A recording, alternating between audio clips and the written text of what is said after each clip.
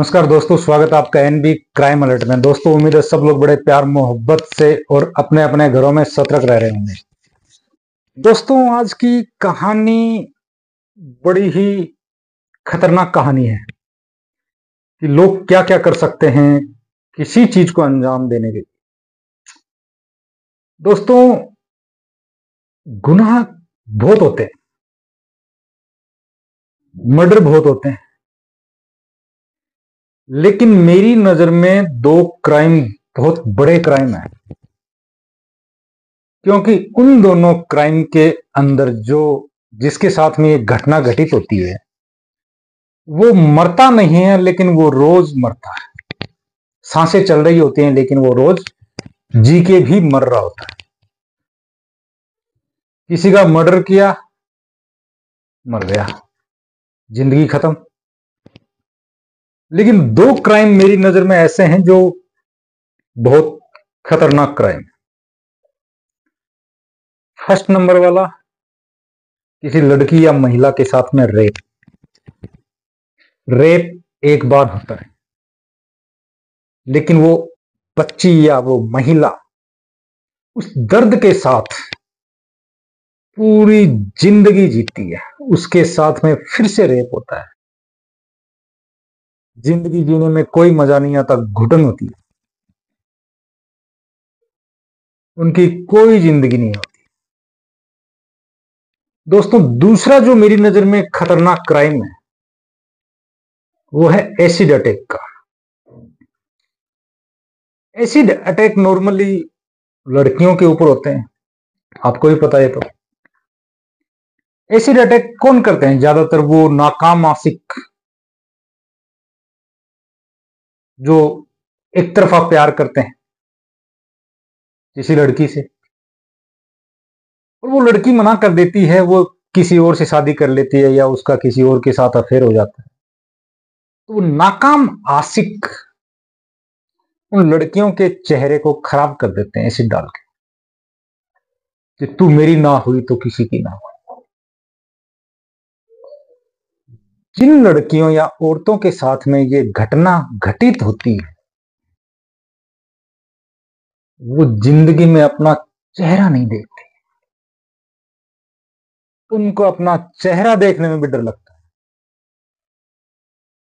क्योंकि जब चेहरे पे एसिड गिरता है तो पूरा चेहरा खराब हो जाता है। आप लोगों ने भी टीवी में देखा होगा बहुत। वो अपना चेहरा नहीं देख पाते। हर इंसान शीशे में अपने चेहरे को देखता है रोज, बन ठनता है, लड़कियां भी बनती ठनती, लेकिन उन औरतों को, उन लड़कियों को अपना ही चेहरा देखने में डर लगता है।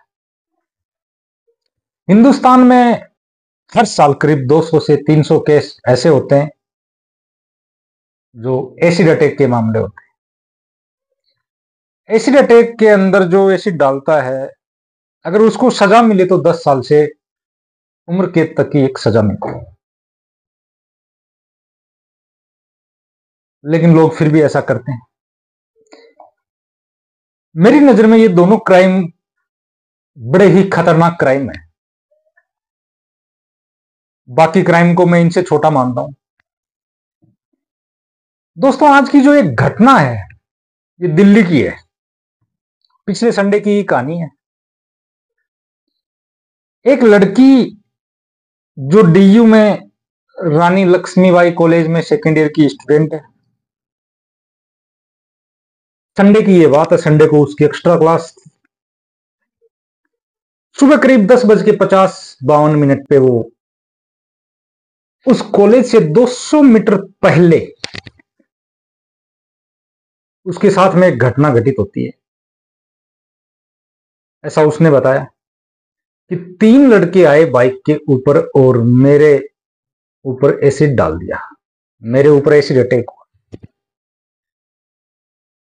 लेकिन ऊपर वाले का शुक्र है कि चेहरा उसका बच गया, कि उसने अपना बैग आगे कर लिया था, उसके हाथ वाथ जल गए थे, लेकिन उसका चेहरा बच गया। उसकी किस्मत अच्छी थी। और जिस बोतल से उन्होंने एसिड डाला वो बोतल वहीं रह गई और वो लोग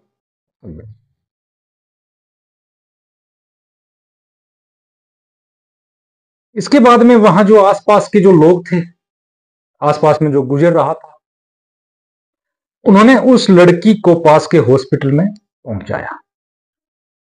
उसके बाद में पास में जो हॉस्पिटल था वो छोटा हॉस्पिटल था, और उन हॉस्पिटल वालों ने राम मनोहर लोहिया हॉस्पिटल में उसको रेफर कर दिया।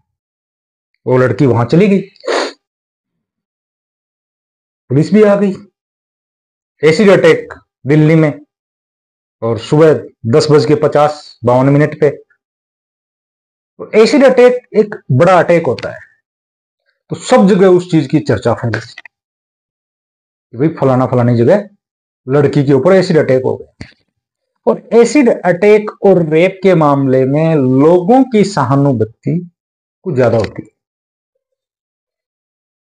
पुलिस आ जाती है,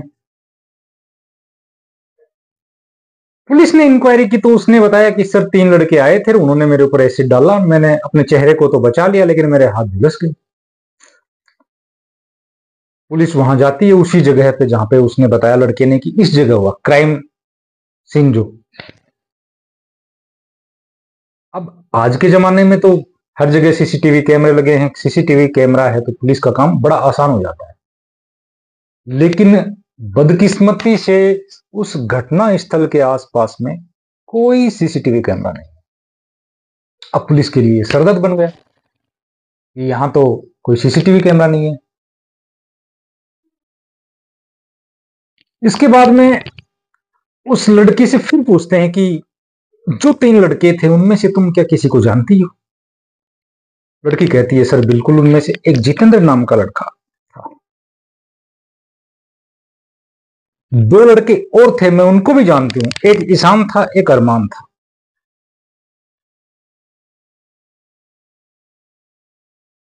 वो तीनों थे।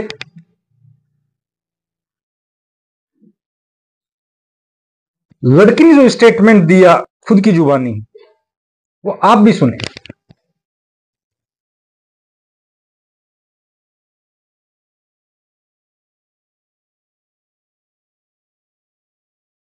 अब पुलिस वाले जितेंद्र के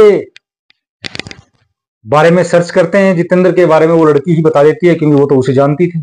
उसके घर पे जाते हैं तो जितेंद्र वहां नहीं मिलता है। जितेंद्र का मोबाइल नंबर मिल जाता है तो जितेंद्र को फोन लगाया जाता है कि भैया हम ऐसे ऐसे क्राइम ब्रांच वाले बोल रहे हैं, पुलिस वाले बोल रहे हैं, और आप जहां भी हो आ जाओ। उसने कहा सर मैं अभी 25-30 किलोमीटर दूर हूं, मैं जो ही आऊंगा मैं सबसे पहले आपके पास में आता हूं। वो शाम को, उसको सुबह फोन किया, वो शाम को आता है। आने के बाद में वो सीधा पुलिस स्टेशन चला जाता है। वहां जाके उसको पता लगता है कि उसके ऊपर कुछ इस तरह का इल्जाम लगाया जा चुका है। उससे पहले उसको नहीं पता था। उसको भी बड़ा अचंभा हुआ। तो उसने बताया सर आप जिस टाइम की बात कर रहे हैं मैं यहां नहीं था, मैं 20-25-30 किलोमीटर दूर वहां पे था। लेकिन पुलिस वालों को ये भी पता था कि कई बार गुनहगार गुनाह कर देते हैं और मोबाइल कहीं और छोड़ देते हैं, ताकि पुलिस जब उस मोबाइल की लोकेशन को ट्रेस करे तो वहां पे वो ना मिले।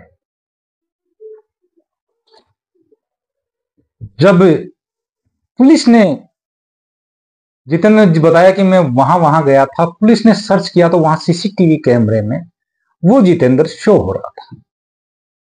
पुलिस को समझ में आ गया कि एक इंसान एक ही वक्त पे 2 जगह नहीं हो सकता। जिस हिसाब से जितेंद्र बात कर रहा था ये पता लग रहा था कि जितेंद्र ने ये गुनाह नहीं।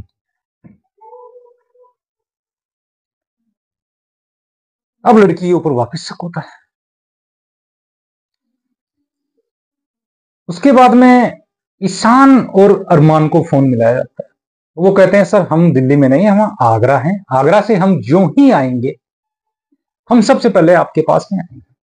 वो आगरा से जो ही आते हैं तो पुलिस स्टेशन आते हैं। अब उसी दिन का उनका जो लोकेशन है उसको ट्रेस करती है पुलिस, तो वो वाकई में मोबाइल का लोकेशन आगरा ही बता रहा था।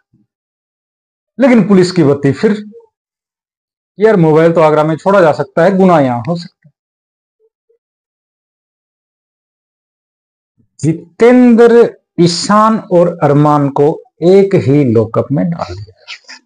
पुलिस नोटिस करती है कि ईशान और अरमान तो एक दूसरे को बहुत अच्छे से जानते हैं, लेकिन ये दोनों जितेंद्र को नहीं जानते हैं और जितेंद्र इनको नहीं जानता है। तो फिर ये तीनों एक साथ एक बाइक पे कैसे जा सकते हैं?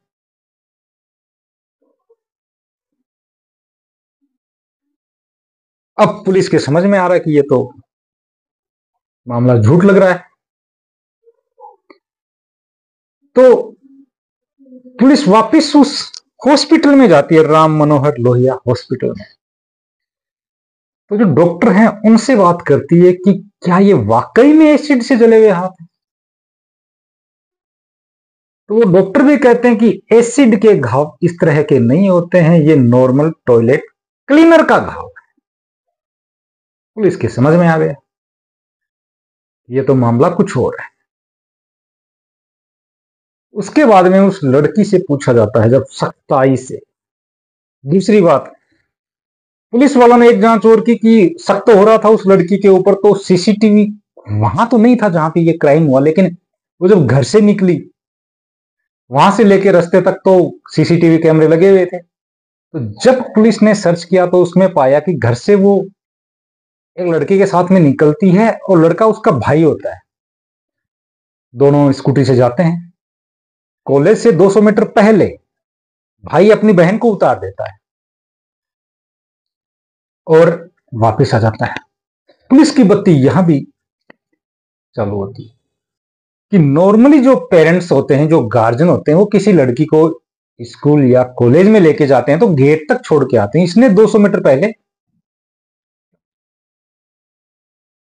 तक अब लड़की के ऊपर ज्यादा होने लग गया कि हो ना हो ये लड़की झूठ बोल। अब लड़की से जब सख्ताई से पूछा तो लड़की ने बताया कि मैं टॉयलेट क्लीनर लेके गई थी, वहां से उतरी, उतरने के बाद में खुद ही अपने हाथ जला लिए, उस बोतल को वहां फेंका और मैंने चिल्लाया कि किसी ने मेरे ऊपर एसिड अटैक कर दिया है। लोगों ने मुझे हॉस्पिटल पहुंचाया। अब जब उससे पूछा कि ये सब क्यों किया तुमने, तो कहानी अब जो आएगी वो मतलब बड़ी सरप्राइजिंग स्टोरी है। वो दरअसल होता क्या है कि जो वो लड़की है उसके पिता अकील खान, अकील के अकील खान के यहाँ एक नौकरानी काम करती थी, जिसके साथ में अकील खान ने छेड़खानी, बदतमीजी या शोषण कुछ किया था। तो उस औरत ने अकील खान के खिलाफ पुलिस थाने में रिपोर्ट लिखवाई थी। और जो वो औरत थी वो और कोई नहीं, उसी जितेंद्र की पत्नी थी। तो एक दुश्मन तो जितेंद्र हो गया। अब बचे दो, ईशान और अरमान। ईशान और अरमान की मां के ऊपर इसी अकील खान ने, लड़की के पिता अकील खान ने अपने लोगों से एसिड अटैक करवाया था।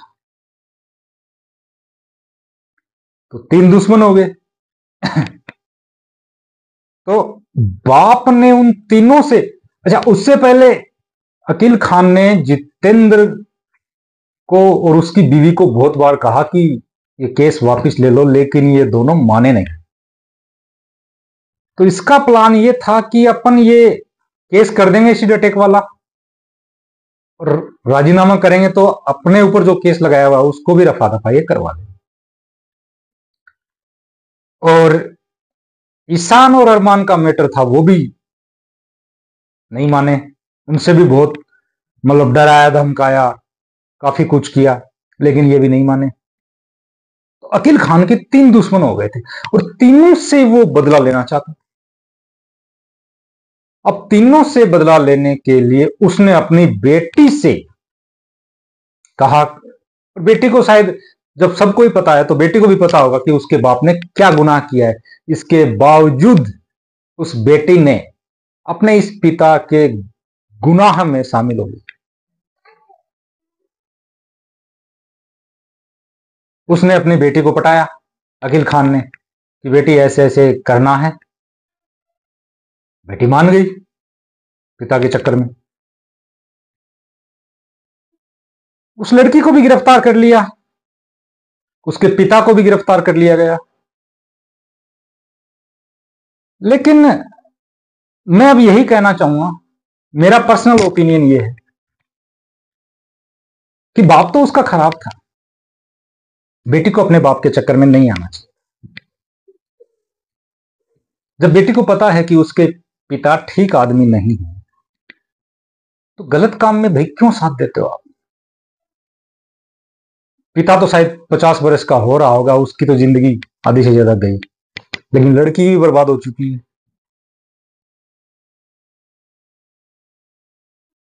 उस लड़की को अपने पिता के इस गुनाह में शामिल नहीं होना चाहिए था। ये मेरा पर्सनल ओपिनियन। आप लोग क्या सोचते हो? क्या बेटी ने ठीक किया? क्या बेटी को अपने ऐसे पिता का साथ देना चाहिए था? क्या सोचते हैं आप? कमेंट में लिखें। दोस्तों, मैं फिर से एक बात कहूंगा कि रेप और एसिड अटैक, ये दो ऐसे क्राइम हैं जिसके साथ में ये घटना घटित होती है, उसकी जिंदगी बर्बाद हो जाती है। वो रोज जीते हैं लेकिन रोज मरते भी। एसिड अटैक वाले खुद का चेहरा नहीं देख पाते। हर इंसान नहाने के बाद में खुद का चेहरा शीशे में बाल सेट करता है। पुरुष है तो वो सेव बनाता है, कोई स्टाइलिश दाढ़ी रखता है, वो चेहरा देखता है मैं कैसा लग रहा हूं।